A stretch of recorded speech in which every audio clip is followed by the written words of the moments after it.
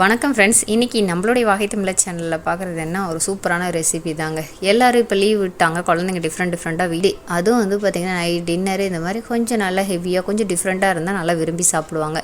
இப்போ நம்மளுடைய சேனலில் பார்க்க போகிறது என்ன அப்படின்னா, எப்படி ஆலூ பராட்டா செய்கிறது அப்படிங்கிறது ரொம்ப சிம்பிளான மெத்தடு தான். இதில் வந்து நிறைய பேர் என்ன பண்ணுவாங்க அப்படின்னா, இந்த உருளைக்கிழங்கு வந்து மசாலா உள்ளே வச்சுட்டு அது எப்படி வந்து தேய்க்கிறது அப்படிங்கிறது பெரிய சவாலான விஷயமா இருக்கும். இது எல்லாத்துக்கும் ஒரு ரெமிடியாக தான் இந்த வீடியோ இருக்க போது. சரி வாங்க வீடியோக்குள்ளே போகலாம்.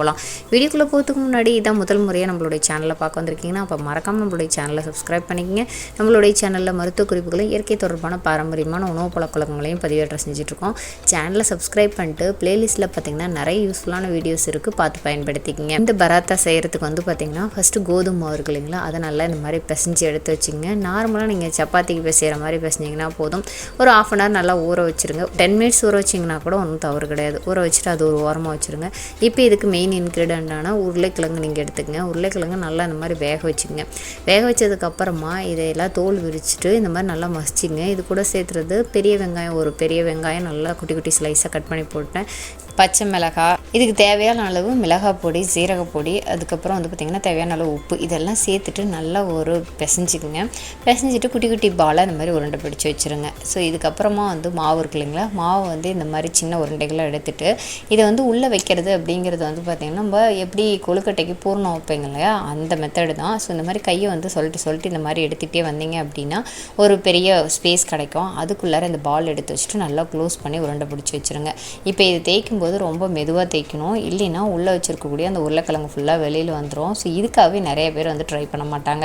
இதுக்கு என்ன பண்ணுங்க அப்படின்னா, மேலே அழகாக வந்து மாவை தூவிட்டு லைட்டாக வந்து ஒரு சின்ன ப்ரெஸ் கொடுங்க. ப்ரெஸ் கொடுத்துட்டு மெதுவாக வந்து அப்படியே தேய்ங்க. கொஞ்சம் கொஞ்சமாக மாவு வந்து தூவி லைட்டாக தேய்ச்சிட்டு வந்தீங்கன்னா சூப்பராக வந்துடும். இது ஒரு பெரிய விஷயமே கிடையாது.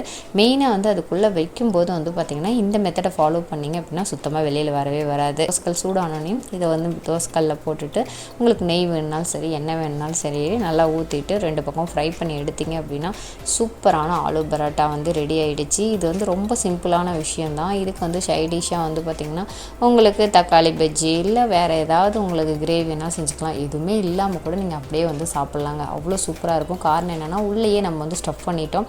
ஸோ அதனால் எந்த ஒரு சைடிஷ்ஷும் இல்லாமல் நீங்கள் சாப்பிட்லாம். இல்லை லைட்டாக ஒரு சட்னி அந்த மாதிரி வச்சு கூட நீங்கள் சாப்பிட்லாம். ரொம்ப எளிமையான மெத்தடு தான். ஸோ ட்ரை பண்ணி பாருங்கள். நான் வீடியோவில் எந்த மாதிரி சொன்னானோ அதே மாதிரி செஞ்சீங்க அப்படின்னா சூப்பராக அவுட்புட் வந்துடும். ட்ரை பண்ணி பார்த்துட்டு எப்படி இருந்ததுங்கிறத மறக்காம கீழே கமெண்ட் செக்ஷனில் சொல்லுங்கள். கண்டிப்பாக இந்த வீடியோ உங்களுக்கு பிடிச்சிருக்கும்னு நினைக்கிறேன்.